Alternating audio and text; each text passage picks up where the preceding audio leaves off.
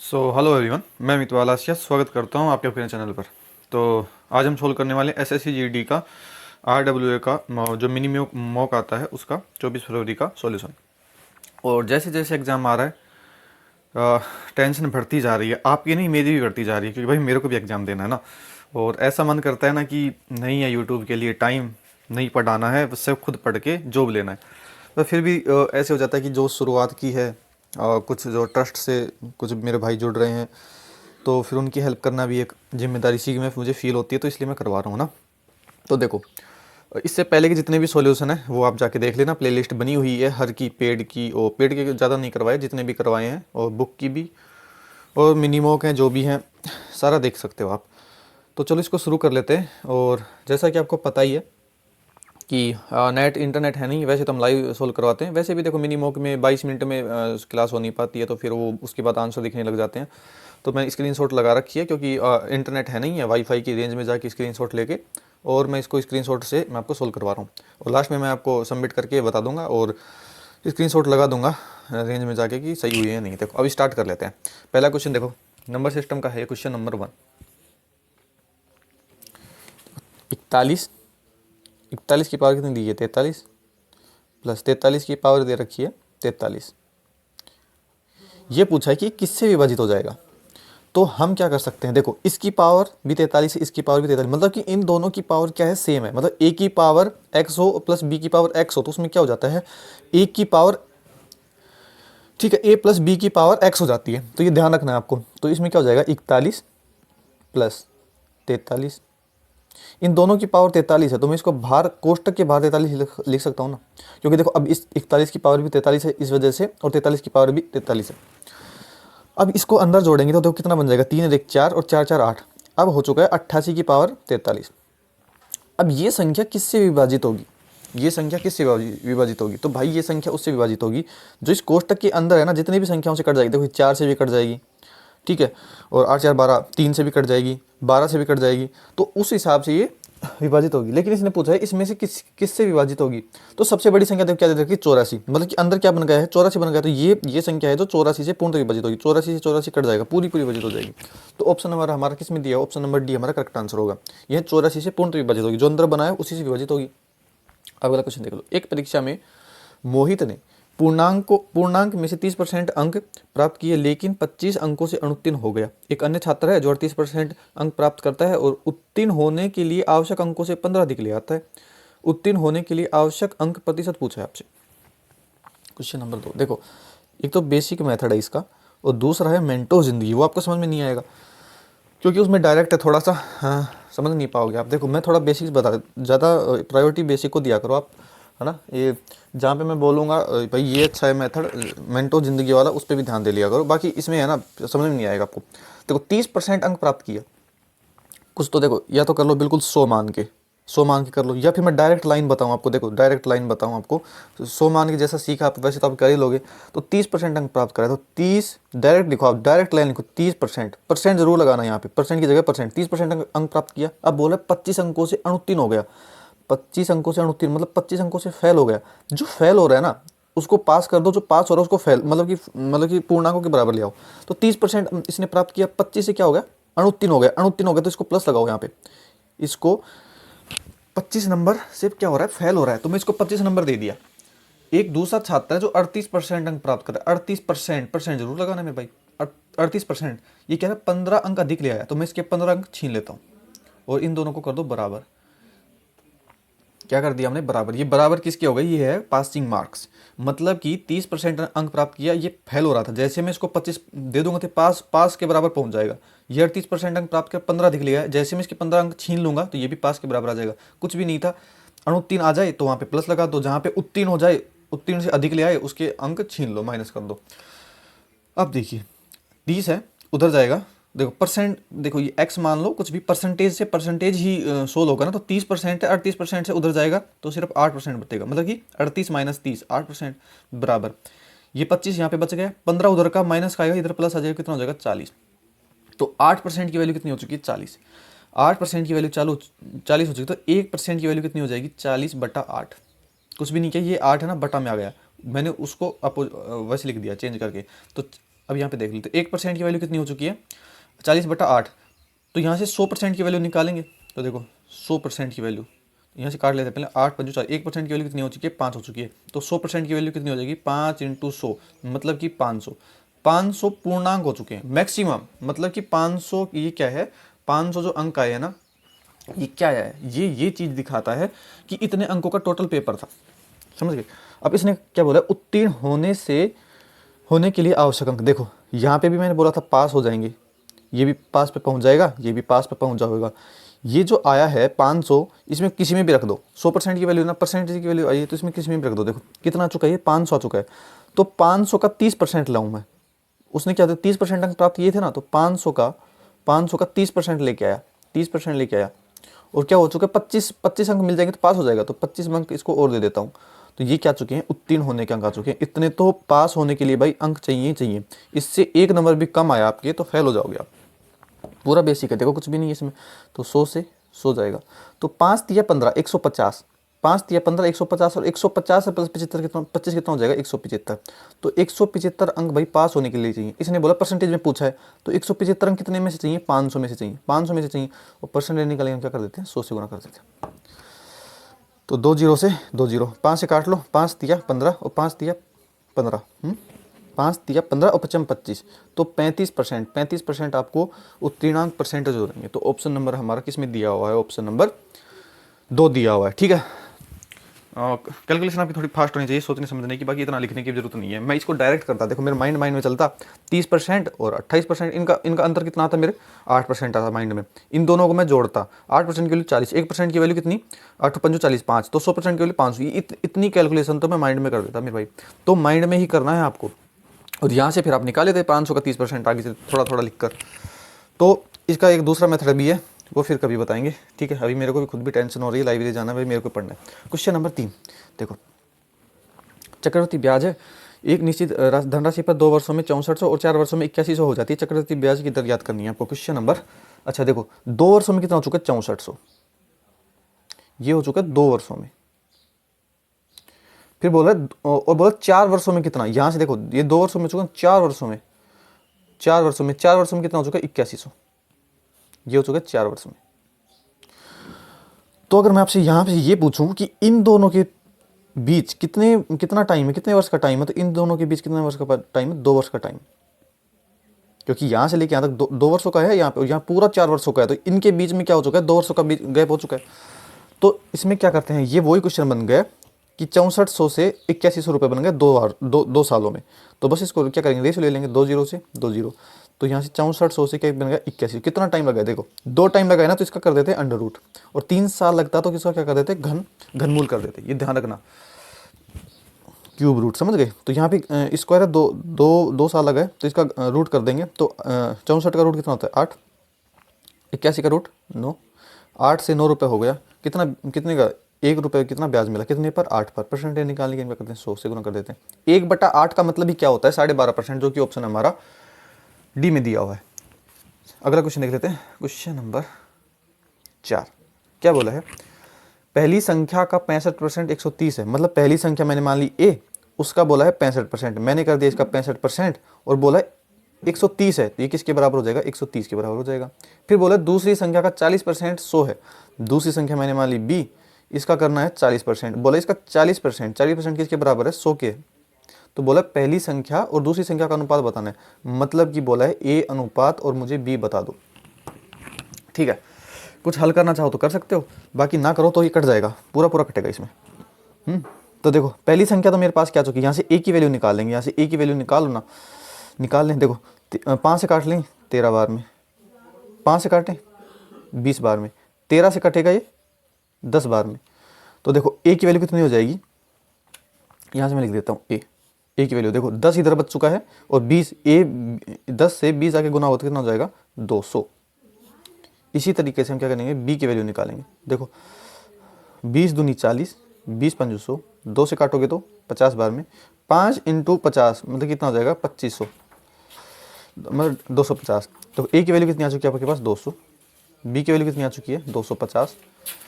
इसकी वजह से इसका क्या लेना है, रेशियो लेना है। तो देखो 0 से 0, 5 से काटेंगे तो 4 बार में और 5 से काटेंगे तो 5 बार में। तो ए अनुपात बी कितना आ चुका है 4:5, जो कि ऑप्शन हमारा एक करेक्ट आंसर हो जाएगा। देखो बिल्कुल बेसिक था, इसमें तो कुछ भी नहीं कर सकते आप। तो देखो दो संख्याओं का औसत दिया हुआ है 46, एक तीसरी संख्या को मिलाने पर तीसरी संख्या का संयुक्त औसत दिया है 43, तीसरी संख्या ज्ञात करनी है। क्वेश्चन नंबर 5, देखो इसको डेविएशन से भी कर सकते हो, लेकिन जब कोई आसान सा सवाल आ जाए ना तो थोड़ी सी कैलकुलेशन कर लेना, कैलकुलेशन आपकी अच्छी है तो आप घबराओगे नहीं। तो दो संख्याओं का औसत, तो दो संख्याएं हैं उनका एवरेज दिया हुआ है। तो एवरेज कितना दिया हुआ है, उसने दिया है 46। अगर मैं इससे सम पूछ लूँ आपसे, सम कितना हो जाएगा, दो संख्या तो 2 से गुना कर देंगे, तो 6 दूनी 12, 4 दूनी 8, 1 9, ये हो चुका है, इनका योग हो चुका है। ये क्या हो चुका है, योग। फिर बोला है एक तीसरी संख्या मिला दी और तीनों संख्याओं का औसत कितना हो चुका है, अब 3 नंबर हो चुके हैं, 3 नंबर का एवरेज कितना हो चुका है, बोला 43 हो चुका है।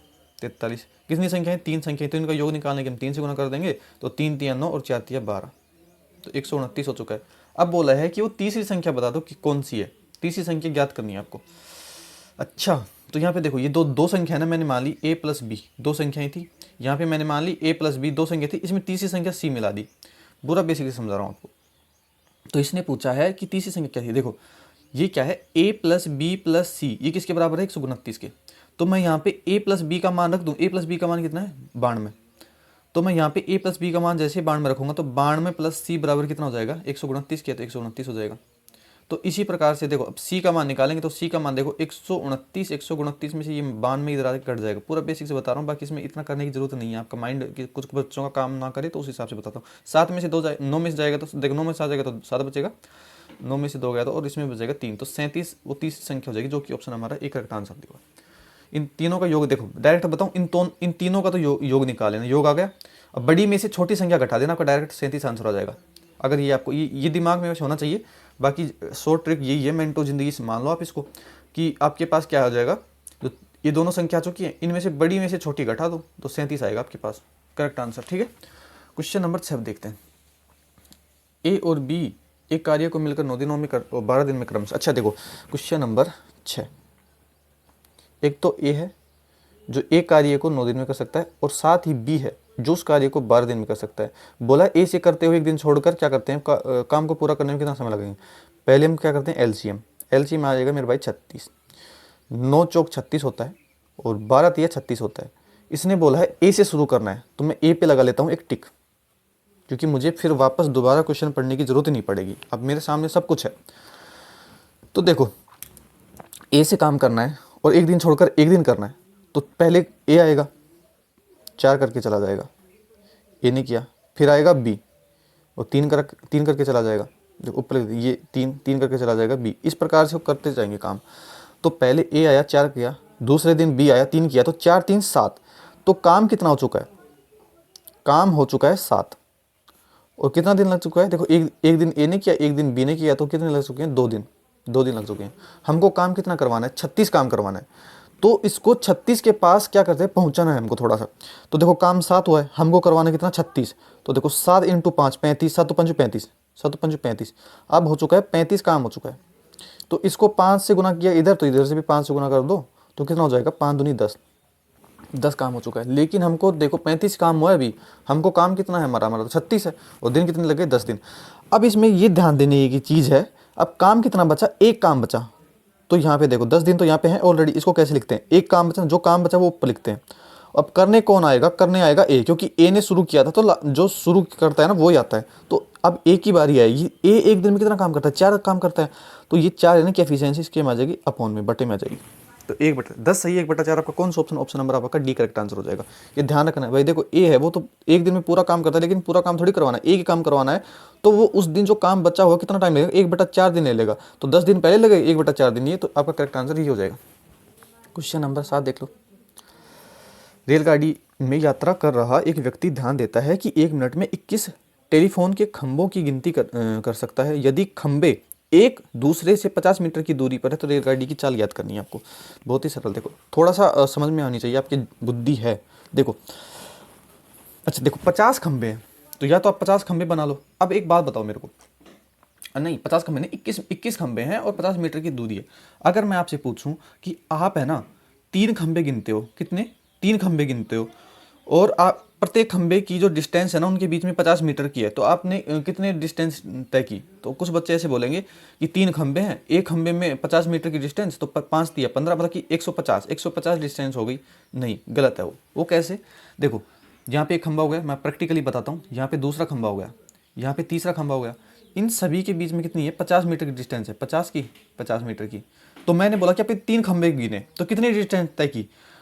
तो आपने 3 खंबे गिने ना, तो यहाँ से शुरू किया था आपने, देखो यहाँ से शुरू करोगे तो इसको खंबे को गिन लिया, लेकिन दूसरे पे जाओगे तो यहाँ पे एक खंबा हो चुका है, देखो 2 खंबे हो चुके हैं लेकिन डिस्टेंस 50 हुई, यहाँ पे 3 खंबे हो चुके हैं, डिस्टेंस कितनी हो जाएगी? 100 मीटर। मतलब कि बस देखो ध्यान इतना देना है, जब मैंने आपको 3 खंबा बोला था तो उसमें से एक घटाना है, एक घटा दोगे तो कितना आ चुका है? 2 खंबे आ चुके हैं, और एक प्रत्येक खंबे के बीच में डिस्टेंस कितनी है? 50 है, तो 50 से गुना कर दोगे तो टोटल डिस्टेंस हो जाएगी 100। ये ध्यान रखना है। अब मैं 1000 खंबे बोल दूं तो 1000 में से एक घटा दो, ठीक है? तो उस हिसाब से करना है। तो ये ध्यान रखना, आपको 3 खंबे गिनते हो, 3 खंबे के बाद 3 खंबे गिनते हो तो 2 खंबों की डिस्टेंस चलते, क्योंकि शुरू पे तो आप खड़े ही थे, उसमें तो आपको 0 चले हो। तो छोटी सी चीज़ ध्यान रखना है। ये तो मैंने आपको समझा दिया कुछ अलग, मतलब कि क्वेश्चन से हटके। अब हम क्वेश्चन पे आ जाते हैं। इसने बोला है कितने? 20 खंबे, तो 20 कितने हैं? 20 टेलीफोन खंबे। तो देखो 20 खंबे हैं, 21 खंबे हैं, देखो सॉरी, देखो 20 खंबे तो वैसे निकलेंगे, मैं डायरेक्ट आंसर बोल रहा हूँ। देखो कितने खंबे कितने हैं? 21 हैं। उनके पास प्रत्येक में 50 मीटर की डिस्टेंस है, तो उसमें क्या कर देंगे हम? एक घटा देंगे। अब मैं पूरा ऊपर समझा क्या है, क्योंकि एक क्यों घटाते हैं, तो एक घटा देंगे तो कितने खंबे हो जाएंगे? 20 खंबे। तो 20 खंबे की डिस्टेंस देखनी है, प्रत्येक खंबे में कितनी डिस्टेंस है? 50 की, तो 20 खंबे में कितनी हो जाएगी? 1000 मीटर। 1000 मीटर की डिस्टेंस हो चुकी है। अब बोल रहा है कि 1 मिनट में वो कितने? 21 खंबे, मतलब कि ये जो इतना तय करता है ना, ये 1000 मीटर, ये 1 मिनट में तय कर लेता है। तो इसने स्पीड पूछी, तो स्पीड बराबर क्या होती है? डिस्टेंस अपॉन टाइम होता है। डिस्टेंस अपनी कितनी आ चुकी है? 1000 डिस्टेंस आ चुकी है। टाइम कितना बोला? बोला है 1 मिनट, तो ये देखो मीटर में है, और इसको किस में लिखेंगे? सेकंड में। तो 1 मिनट में होती है 60 सेकंड, तो ये क्या हो गया? मीटर पर सेकंड। हमको आंसर पूछा है किलोमीटर पर सेकंड में, तो किलोमीटर पर सेकंड में क्या करते हैं? 18/5 से गुना कर देते हैं, तो ये आपका करेक्ट आंसर हो जाएगा। 0 से 0, 6 से 3 बार में, 5 से 20 बार में, तो 20 दिया 60 किलोमीटर प्रति घंटा आपका करेक्ट आंसर होगा, जो कि ऑप्शन हमारा ए में दिया हुआ है। समझे? इस चीज़ को समझना है थोड़ा सा। अगर देखो कोई क्वेश्चन नहीं आया ना तो उसको लिख लिया करो, जैसे कॉन्सेप्ट आपके रिवीजन होते रहे। क्वेश्चन नंबर 8 देख लो। 3 संख्या दे रखी हैं और उनका एचसीएफ दिया हुआ है 60, तो संख्या ही पूछी है। देखो 3 संख्याएं हैं, 3 संख्या मैंने 3 अनुपात में, तो मैंने इसको x मान लिया, 3x, कोई दिक्कत नहीं होनी चाहिए, 4x और 5x, इतना मान लिया। अगर मैं आपसे ये पूछूं इसका एचसीएफ क्या होगा? इसका एचसीएफ क्या होगा? इनमें सब में जो कॉमन है ना वो एचसीएफ होगा, इनमें सब में जो कॉमन है वही एचसीएफ होता है। तो देखो इसमें कॉमन, देखो 3 4 5, इसमें कुछ भी कॉमन नहीं, यहाँ पे x है, यहाँ पे x है, यहाँ पे है, तो इनका एचसीएफ क्या हो जाएगा? x हो जाएगा। इसका एचसीएफ क्या हो चुका है? x हो चुका है। लेकिन क्वेश्चन में दिया हुआ है एचसीएफ तो 60 है, तो एचसीएफ की जगह मैं क्या लिख सकता हूँ? 60। ये किसके बराबर है? x के। तो x बराबर 60 है, x बराबर क्या है? 60 है। तो यहाँ पे x का मान रखते आपके पास क्या जाएगी? वो संख्या जाएंगी। तो 3 × x है, तो x की जगह मैं 60 रखूंगा, तो 6 × 18, मतलब कि देखो इस यहाँ पे मैंने 60 रखा, यहाँ पे मैंने 60 रखा, ये गुना में है, तो 6 × 18 180 आ चुका है। यहाँ पे इसको गुना करोगे तो 6 चौका 24, 240 आएगा। 5 को 60 से गुना करोगे तो 6 5 30, 300 आ जाएगा। तो ये आपके कौन से ऑप्शन में दिया हुआ है? ऑप्शन नंबर आपका सी करेक्ट आंसर होगा। समझ गए? कुछ भी नहीं था, बहुत आसान सवाल था ये तो। अब क्वेश्चन नंबर 9 देख लेते हैं। तो बहुत ही सारे के सारे सवाल अभी तक जितने भी आए हैं सारे की सारे इजी थे। अगर वो बस एक खंबा वाला अगर आपके माइंड में पहली बार किए हो तो शायद नहीं बन पाएगा, बाकी सारे इजी थे, वो थोड़ा कॉन्सेप्ट था उसमें। देखो अच्छा, अंडर रूट में ये दे रखा है, देखो मैं क्या करूँगा? अच्छा 529 को देखो, इसको कैसे लिखते हैं? 1 + x बटा में 529 बराबर में कितना दे रखा है इसने? 24/23। थोड़ा सा मिस्टेक हो गया, देखो ठीक है। देखो इसको हम कैसे लिख सकते हैं? भिन्न को 529 इससे गुणा होकर जुड़ जाता है और एलसीएम कितना? 529 आ जाता है। तो इसमें क्या लिख सकता हूँ मैं? 529 × 1 529 हो चुका है, प्लस में x है, यहाँ पे प्लस है, ऊपर क्या है? x है, x, और इसके पूरे में क्या आ जाएगा? 529 आ जाएगा, ठीक है। ये रूट में है ही, बराबर में क्या हो जाएगा? 24/23। इस रूट को हटाने के लिए हम क्या कर सकते हैं? दोनों साइड का स्क्वायर कर सकते हैं। तो इन दोनों साइड का स्क्वायर करेंगे, इन दोनों साइड हम क्या करेंगे? स्क्वायर। देखो इसका भी मैं क्या कर दूंगा? स्क्वायर कर दूंगा, और इसका भी मैं क्या कर दूंगा? स्क्वायर कर दूंगा। तो इस अंडर रूट का जब स्क्वायर करेंगे तो ये अंडर रूट हट जाता है, समझ गए। इसका अंडर रूट का स्क्वायर करते हैं तो अंडर रूट हट जाता है। तो हमारे पास इधर क्या बच जाएगा, 529 प्लस में x और अपॉन में 529। इधर क्या होगा, 24 का स्क्वायर कितना होता है 576, ठीक है, और 23 का स्क्वायर कितना होता है 529। यहाँ तक देखो कुछ भी नहीं था समझाने का, आराम से समझाएं, समझ में आ गया होगा आपको, ठीक है। तो देखो अब क्या करना है, देखो ये 529 है तो क्या हो जाएगा, 529 कट जाएगा, 529 देखो यहाँ पे बराबर है नीचे, 529 से क्या हो जाएगा, 529 कट जाएगा। तो ये x बराबर क्या हो जाएगा, x बराबर देखो 529 उधर जाके माइनस का होगा, मतलब कि 576 माइनस 529। तो आपके पास फाइनल कितना बच जाएगा, तो देखो 16 मतलब कि 7 और 6 में से 2 गया तो 4, तो 47। तो आपके पास x की वैल्यू कितनी आ चुकी है, 47। इसने पूछा क्या है, x का मान ही पूछा है, तो आपके पास करेक्ट आंसर ए हो जाएगा। क्वेश्चन नंबर 10 देख लो, मेरे पिता वर्तमान में मुझसे 25 वर्ष बड़े हैं, 5 वर्ष पूर्व हमारी आयु का योग 39 वर्ष था, मेरी वर्तमान आयु याद करनी है। तो क्वेश्चन नंबर 10 देख ले हैं। देखो क्या है, वर्तमान में क्या है, एक तो देखो फादर है, एक है सन है, तो इधर हो गया सन और मैंने मान लिया इधर हो गया फादर।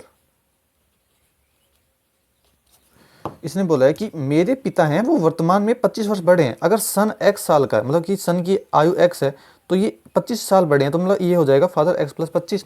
इसने बोला है 5 वर्ष पूर्व, देखो मैंने हमेशा बोला है जब पूर्व बोलता है तो यहाँ से हम गाड़ी पीछे जाती है, और जब आगे बोले तो यहाँ से गाड़ी हम आगे लेके जाते हैं। तो इसने बोला 5 वर्ष पूर्व, तो मैं हो जाएगा माइनस का 5। बोल रहा है हमारी आयु का योग कितना था, 39 वर्ष था। देखो आज अगर आपकी बेटे की आयु x है तो 5 वर्ष पहले कितनी हो जाएगी, x माइनस 5, इसकी 5 वर्ष घट जाएगी। तो इसकी अगर इसकी x प्लस 25 है तो इसके 5 वर्ष पूर्व कितनी हो जाएगी, x प्लस 20, मतलब x प्लस 25 और माइनस का 5, इसकी भी 5 घटाएंगे तो x प्लस 20 ही तो बचेगा।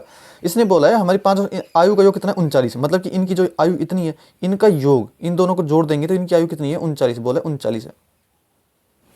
समझ कितना। अब यहाँ से हम क्या कर सकते हैं, x का मान निकाल सकते हैं। तो देखो x प्लस x कितना हो जाएगा, 2x। ऊपर तो क्या हो चुका है, इन दोनों को मैं जोड़ूं, इन यहाँ पे इधर को मैं जोड़ रहा हूँ इसको, तो x प्लस x कितना हो चुका है, 2x। और देखो 20 माइनस का 5 तो कितना बचेगा, 15, और 15 उधर जाके क्या हो जाएगा माइनस में, तो 39 माइनस 15, 39 माइनस 15 कितना हो जाएगा, 9 में से 5 जाएगा तो 4 बचेगा यहाँ पे, और 3 में से 2, तो 2 हो चुका है। 2 से काटेंगे तो कितनी बार में, 12 बार में। तो हमारे पास x की वैल्यू फाइनली कितनी आ चुकी है, 12। इसने क्या पूछी है ये देख लेते हैं। इसने पूछा है मेरी आयु, मतलब कि बेटे की आयु कितनी हो जाएगी, x का मान, x यहाँ पे x है तो x का मान इसने पूछा है, तो आपके पास 12 करेक्ट आंसर हो जाएगा। अगर फादर की पूछता तो 12 प्लस 25 हो जाती, और पहले पूछता तो हम पहले भी की निकाल देते माइनस के 5 करके। तो यहाँ पे देखो हमने इन दोनों को जोड़ा, ये समझ में आना चाहिए थोड़ा सा। तो यहाँ से हमने x का वैल्यू यहाँ से हम निकाल लिए। तो अगला क्वेश्चन देख लेते हैं। अच्छा क्वेश्चन नंबर 11 क्या बोला, ABC, अच्छा उनका लाभ का अनुपात दे रखा है 5:3:6, 5:3:6 ये दे रखा है लाभ का अनुपात। ए के लाभ का हिस्सा कितना है, ए के लाभ का हिस्सा इसने दिया 192, 380 ए के लाभ का दिया हुआ है। और यहाँ पे लाभ कितना हुआ है ए को, तो यहाँ पे ए है, ये बी है, ये सी। यहाँ पे लाभ कितना हुआ है, ए को 5 हुआ है, तो मतलब ये क्या है 5 की वैल्यू है। जो 192, 380 5 की वैल्यू। इसने पूछा क्या है, सी का हिस्सा, तो सी का हिस्सा यहाँ पे कितना मिला है 6।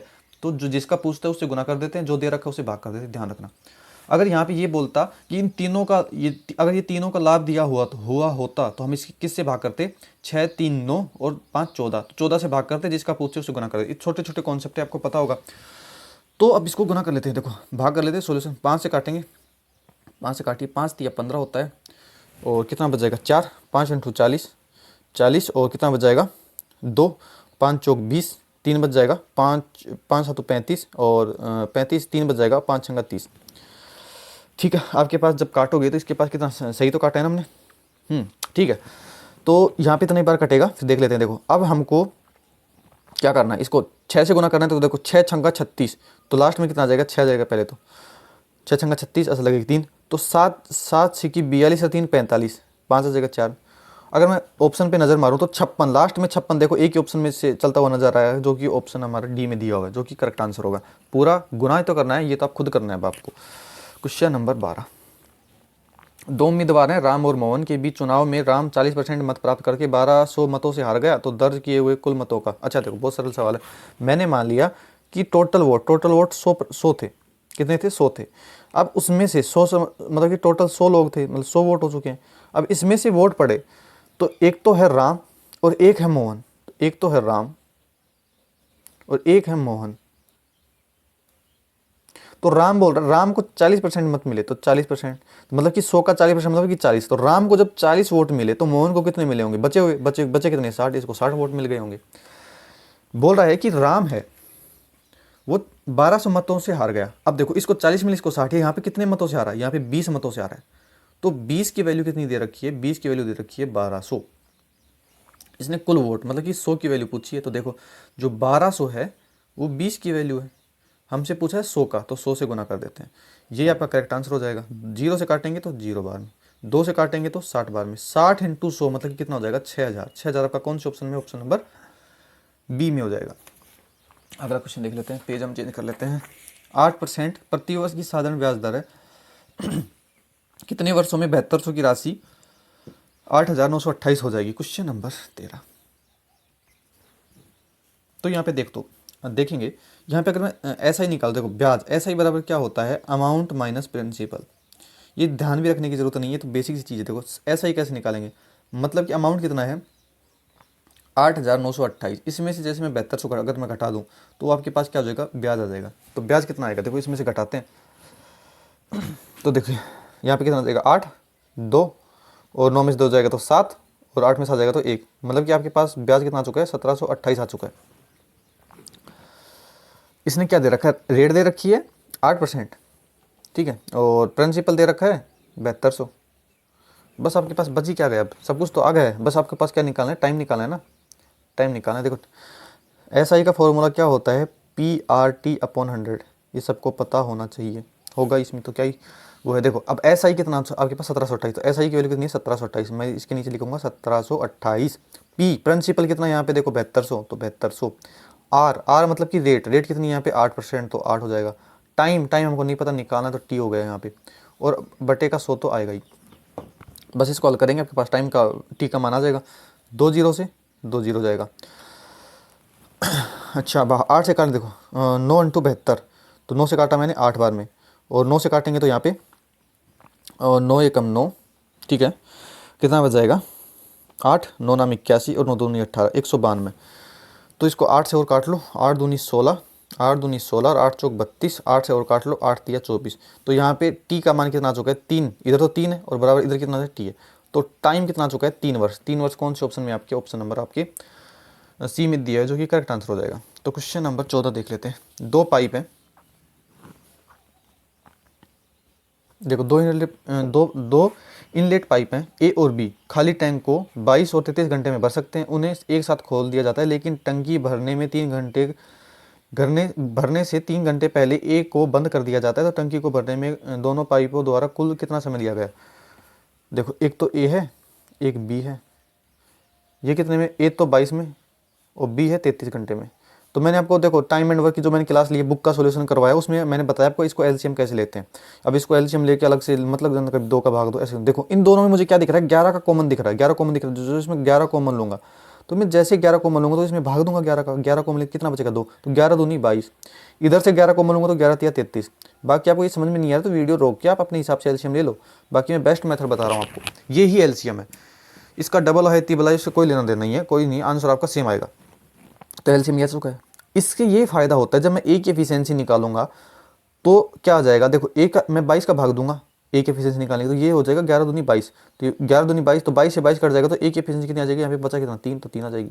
इसी प्रकार से B की एफिशिएंसी निकालेंगे, 33 का भाग देंगे तो 11 इंटू 3 33 बनाएगा, ऊपर 33 से 33 कट जाएगा, तो B की एफिशिएंसी कितनी बच जाएगी, 2 बच जाएगी। समझ गए।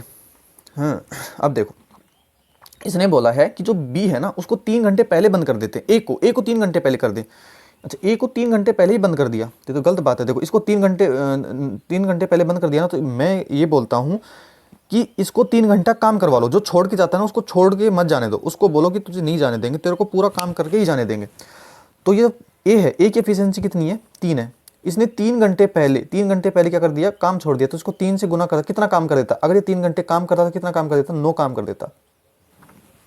समझ गए इतना। अगर ये 3 घंटे नहीं छोड़ता तो ये कितने काम कर देता, 9 काम कर देता। तो बस आपको क्या करना है, देखो इसका टोटल काम कितना है, टोटल वर्क कितना है, 11 तिया 33 और 33 दूनी 66, तो 66 है टोटल वर्क। ये जब काम 9 काम पहले छोड़ के जा रहा है, देखिए ये काम छोड़ के जा रहा है, तो 9 काम छोड़ के जा रहा है ना, मतलब कि इसको 9 काम करवा लो आप, तो इसमें ये 9 है ना, ये जोड़ दो तो कितना बन जाएगा आपके पास 75। अब हो चुका है 75 काम। अब क्या हो चुका है, अब ए है ना, ए वो शुरू से लेके लास्ट तक काम किया है, ये जो छोड़ के गया था ना, इससे हम ये काम करवा रहे हैं, तो ये काम हमने जोड़ दिया। अब ये मत सोचो, अब ये क्वेश्चन बन गया है ए इतने दिन में करता है, बी इतने दिन में करता है, टोटल काम कितना है 75। मतलब यहाँ पे ये से मान लो 75 एलसीएम आया होगा, इन दोनों को टाइम मिलकर कितना टाइम लगा देंगे तो उनकी एफिशिएंसी का भाग दे देना। तो ये जो काम छोड़ के जा रहा था हमने उससे काम करवा लिया है। तो अब इन दोनों को काम करते हैं, तो ए शुरू से लेकर लास्ट तक ए भी है, शुरू से लेकर लास्ट तक बी भी है, तो ये दोनों मिलकर करेंगे तो 3 2 5 5 की एफिशिएंसी कर देंगे, तो 5 से काटेंगे तो कितना 15 दिन लगा देंगे, जो कि ऑप्शन आपका डी करेक्ट आंसर होगा। ठीक है, इस पे आप क्वेश्चन लगाना थोड़े से, और अगर आपने ये मेथड पहली बार सीखा है तो। बाकी अलग अलग टीचर अलग अलग मेथड बताते हैं आपको, और आप अपने हिसाब से भी कर सकते हो। मैं तो ऐसे करता हूँ, जो काम छोड़ के जाता है उसको छोड़ने नहीं देता हूँ मैं, उसको ऐड करके उसमें लास्ट में भाग दे देता हूँ। देखो 1200 मीटर की दौड़ में राम श्याम को 200 मीटर या 20 सेकंड से हरा देता है, तो राम की गति क्या होनी चाहिए। देखो ये है रेस का क्वेश्चन, टाइम एंड डिस्टेंस में भी जाओगे तो रेस का टाइप है, और रेस के क्वेश्चन आसानी से नहीं बनते हैं, बहुत हार्ड क्वेश्चन होते हैं, अच्छे के छक्के छोड़ जाते हैं इसमें।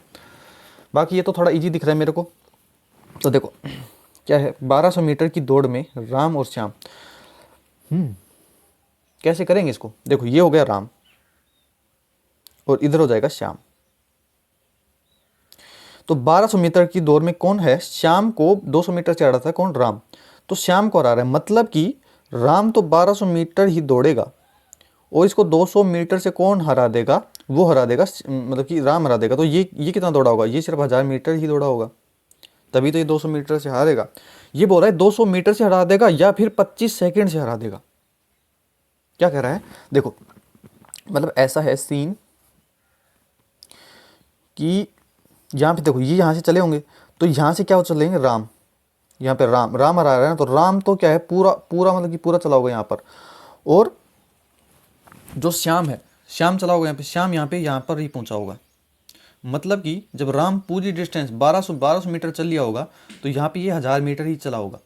ये कितना बच गया, ये 200 मीटर बच गया। ये 200 मीटर से हरा देता है या 20 सेकंड से, मतलब ये 200 मीटर है, ये 20 सेकंड में कवर करता है। कौन करेगा, ये करेगा श्याम। तो ये क्या आ जाएगी, श्याम की स्पीड आ जाएगी। तो देखो 200 मीटर 20 सेकंड में, तो कितनी, 0 से 0, 2 से 10, मतलब कि 10 मीटर पर सेकंड। 10 मीटर पर सेकंड किसकी है, किसकी स्पीड आ चुकी है, ये आ चुकी है श्याम की स्पीड, ये आ चुकी है श्याम की स्पीड। थोड़ा देखो लिखने में ऐसा हो चुका है। तो श्याम की स्पीड आपके पास कितनी हो चुकी है, 10 मीटर पर सेकंड, ये ध्यान रखना है। अगर मैं आपसे पूछूं श्याम का टाइम, अगर मैं पूछ लूं यहां से लेकर यहां तक श्याम कितना टाइम लगाया होगा, मुझे ये बताओ। तो यहाँ पे कितनी डिस्टेंस है, 1000। तो श्याम का टाइम, तो एस है मतलब श्याम और टी मतलब टाइम, श्याम का टाइम 1000 मीटर। श्याम यहाँ से 1000 मीटर चला है, 1000 मीटर चला है, और कितना टाइम लगा है, 10 कितनी स्पीड से, 10 मीटर पर सेकंड से। तो यहाँ से हम टाइम निकालेंगे तो कितना आ जाएगा, 100 सेकंड। 100 सेकंड क्या लगा चुका है, टाइम लगा चुका है कौन, 100 सेकंड टाइम किसका लग चुका है, श्याम का। यहाँ से लेकर यहाँ तक 100 सेकंड में श्याम मतलब कि पहुँच गए, कितने में, 100 सेकंड में। तो जब श्याम यहाँ से लेकर यहाँ तक 100 सेकंड में पहुँचा है, तब तक राम यहाँ से लेकर यहाँ तक 100 सेकंड में पहुँच गए, ये ध्यान रखना, क्योंकि इनका टाइम बोला है ना कि सेम, यहाँ पर सेम है। जब ये श्याम यहाँ से लेकर यहाँ तक 100 सेकंड लगाया, तब तक राम है ना यहाँ से लेकर एंड तक 100 सेकंड चल चुका था। तो इसने पूछा क्या, राम की गति तो पूछी है, तो स्पीड ऑफ राम की, देखो स्पीड ऑफ राम की स्पीड ऑफ राम, मैं पूरा लिख देता हूँ, स्पीड ऑफ राम। स्पीड का फॉर्मूला क्या होता है मेरे भाई, डिस्टेंस अपॉन टाइम। तो डिस्टेंस कितनी है, देखो यहाँ से लेकर राम यहाँ तक गए 1200 मीटर, और टाइम कितना लगाया, यहाँ पे हमने टाइम निकाला। देखो यहाँ से लेकर यहाँ तक जितनी देर में श्याम पहुँचा, वहाँ से लेकर यहाँ तक राम पहुँच गया, तो 100 सेकंड राम को लगे, तो 100 का हम भाग दे देंगे। तो 2 0 से 2 0, मतलब कि आपके पास क्या आ चुका है फाइनल, 12 मीटर पर सेकंड किसकी स्पीड आ चुकी है, वो आपके पास राम की आ चुकी है। तो ऑप्शन नंबर आपका सी करेक्ट आंसर। बहुत ही आराम से एकदम अच्छे से समझाया, अब तो समझ में आना चाहिए। क्वेश्चन नंबर देखो 16, क्या बोला, देखो एक त्रिभुज का क्षेत्रफल दे दिया है आपको। अच्छा 3:4:5 के अनुपात में है, तो उसकी परिधि मतलब क्या होता है, पेरीमीटर। परिधि मतलब कि जैसे ये त्रिभुज है, तो इन तीनों भुजाओं का योग, यहाँ से लेकर यहाँ तक, यहाँ से लेकर यहाँ तक, यहाँ से इन तीनों का योग होता है ना, वो कितना होगा। तो देखो इसकी अनुपात कितना दे रखा है, 3 5 4, 3 4 5, 3 4 5, इनको जोड़ो, 4 5 9 और 9 3 12। थोड़ा मैं ये देखो, पहले मैं बताता हूँ मेंटो जिंदगी, ऐसे थोड़ी समझोगे। तो देखो मेंटो जिंदगी क्या कहती है, इनका देखो अनुपात कितना दे रखा है, 3 4 और 5, तो इनका योग करोगे, देखो 3 4 5, इनका ही तो कुछ पूछा है। ये अनुपात में तो देखो 3 5 4 9 9 3 12, इनका योग कितना हो जाएगा 12, तो ये 12 का मल्टीपल ही आएगा आंसर। तो पहला ऑप्शन देखो 8 3 11, 12 से कटा नहीं कटा। दूसरा ऑप्शन देखो 8 2 10 1 11, 12 से कटेगा नहीं कटेगा, 3 से नहीं कटेगा ना क्योंकि ये।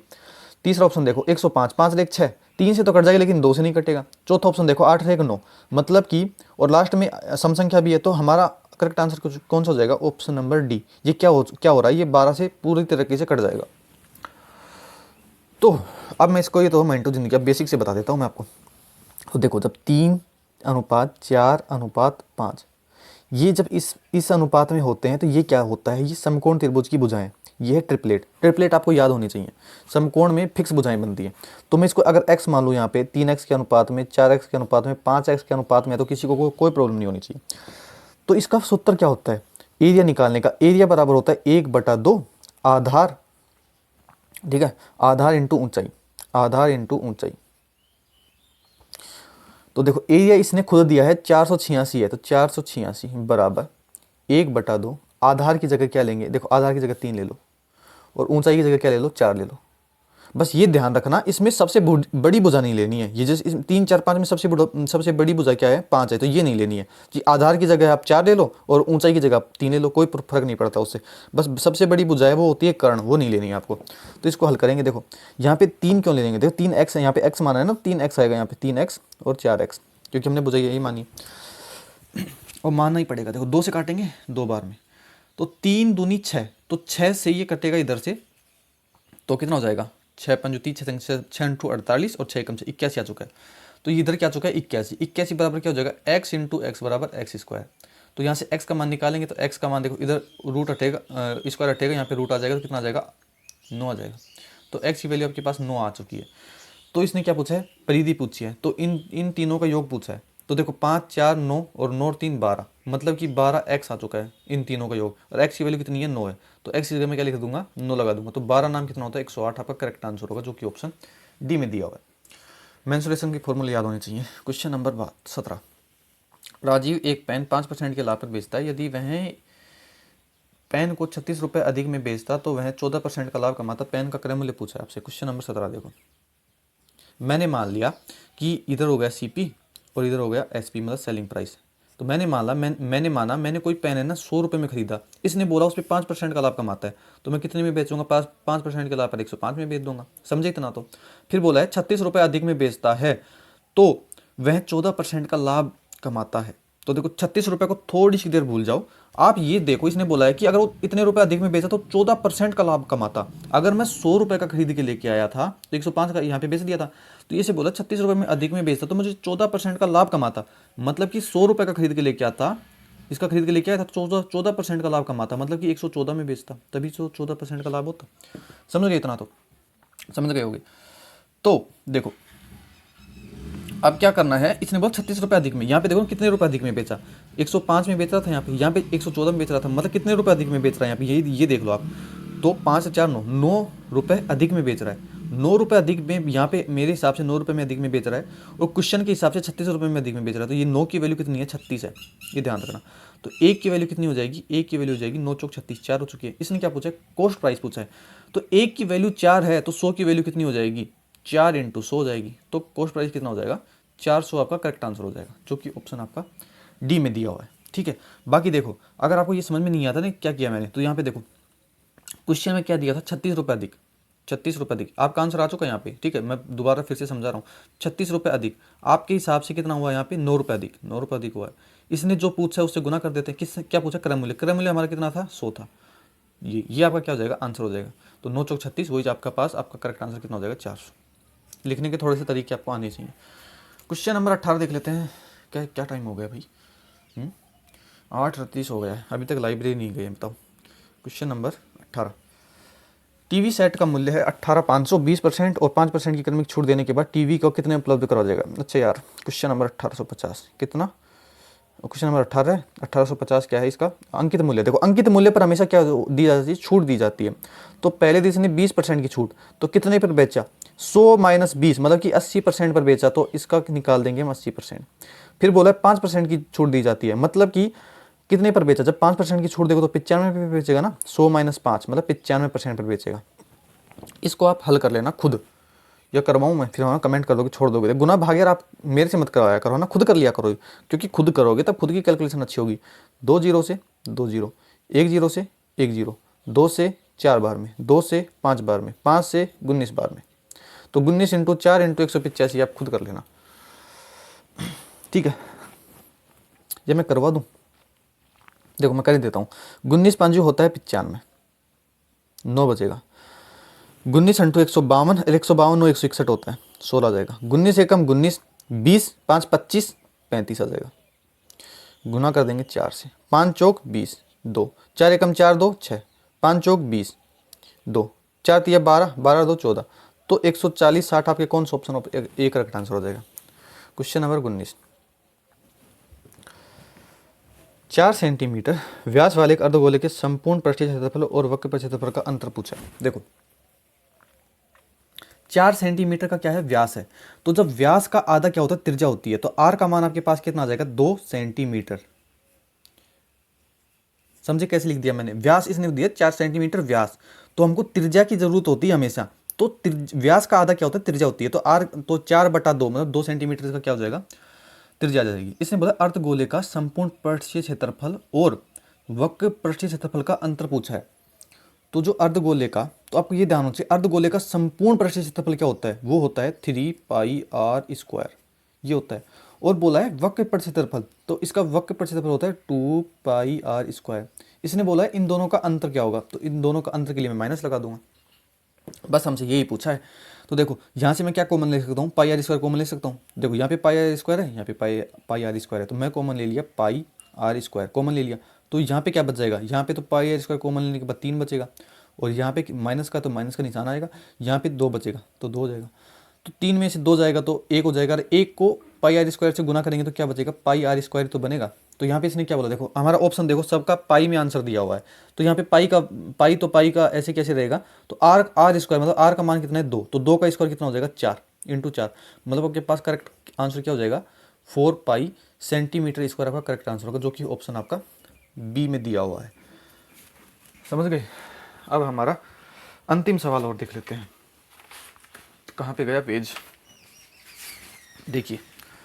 अच्छा 9x x 49 है जो समानुपात में है, तो x का मान पूछा है। तो क्वेश्चन नंबर 20 देखो, जब समानुपात में है तो इसका मतलब क्या है, मतलब कि जो 9 है ये अनुपात में x से, और ये समानुपात में है, तो यहाँ पे 4 डॉट आते हैं, समानुपात का ये निशान होता है, ये जो x है ये 49 के अनुपात में, ये समझ नहीं आना चाहिए। देखो तो अनुपात का मतलब क्या होता है, बटा होता है, मतलब कि 9 अनुपात मतलब कि बटा x हो चुका है, समानुपात होता है ये 4 डॉट, इसका मतलब होता है बराबर, फिर हो जाएगा x, और अनुपात का मतलब क्या होता है, बटा ही होता है, तो 49 हो जाएगा यहाँ पे। समझे कि ना समझे बताओ।